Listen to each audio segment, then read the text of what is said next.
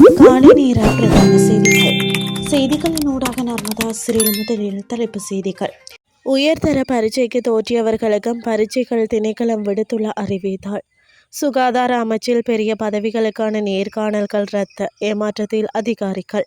கடந்த ஆண்டில் ஆயிரக்கணக்கில் பலியான புலம்பெயர் அகதிகள். இனி விரிவான செய்திகள். 2025 ஆண்டுக்கான கல்வி பொதுத்தராதார உயர்தர பரீட்சைக்கான நடைமுறை தேர்வுகளுக்கான திகதிகள் இலங்கை பரீட்சைகள் திணைக்களம் அறிவித்துள்ளது.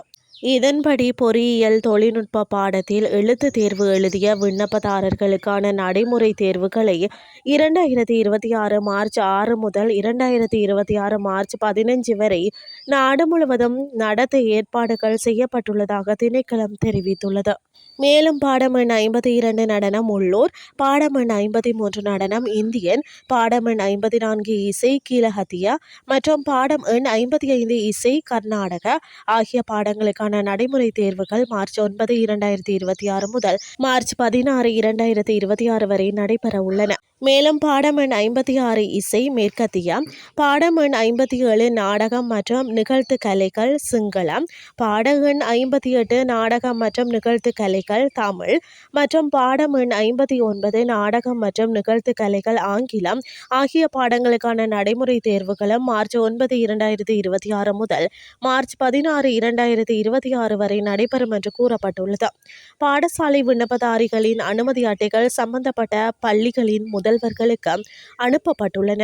அதே நேரத்தில் தனியார் விண்ணப்பதாரிகளின் அனுமதி அட்டைகள் விண்ணப்பத்தில் குறிப்பிடப்பட்டுள்ள முகவரிக்கு தபால் மூலம் அனுப்பப்படும். மேலும் நடைமுறை பரீட்சைகள் தொடங்குவதற்கு 7 நாட்களுக்கு முன்னர் இருந்து பரீட்சை அனுமதி அட்டைகளை திணைக்களத்தின் அதிகாரப்பூர்வ வலைதளத்தில் இருந்து பதிவிறக்கம் செய்வதற்கான வசதிகள் வழங்கப்பட்டுள்ளதாக பரீட்சை திணைக்களம் மேலும் தெரிவித்துள்ளது. சுகாதார அமைச்சகத்தில் 9 துணை பணிப்பாளர் நாயக பதவிகள் மற்றும் பல உயர் பதவிகளுக்கு நடத்தப்படவிருந்த நேர்காணல்களை பொது சேவை ஆணையம் ரத்து செய்துள்ளது. அதன்படி 9 துணை பணிப்பாளர் நாயக பதவிகள், 19 பணிப்பாளர் பதவிகள் மற்றும் சுகாதார அமைச்சகத்தின் மேலதிக செயலாளர் பொது சுகாதாரம் பதவிக்கு கோரப்பட்ட விண்ணப்பங்கள் மற்றும் நேர்காணல்களை பொது சேவை ஆணையம் ரத்து செய்துள்ளது. 9 துணை பணிப்பாளர் நாயகம் பதவிகளுக்கு பொருத்தமான வேட்பாளர்களை தேர்ந்தெடுப்பது ரத்து செய்யப்படுவது இது 5வது முறையாகும் என்று சுகாதார அமைச்சக வட்டாரங்கள் தெரிவித்தன.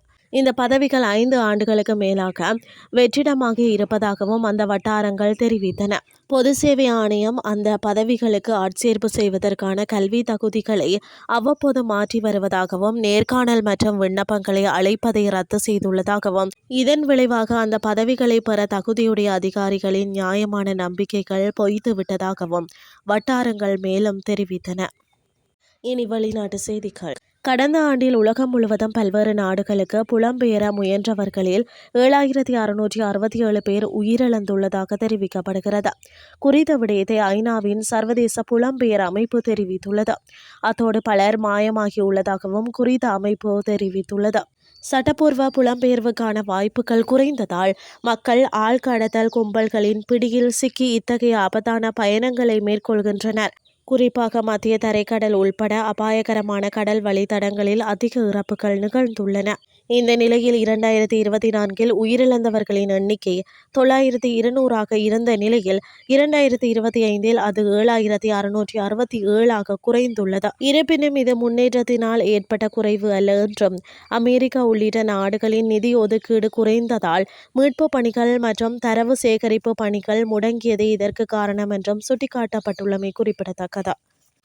இத்துடன் செய்திகள் யாவும் நிறைவடைகின்றது. அடுத்த இரவு 8:30 எதிர்பாருங்கள். நன்றி.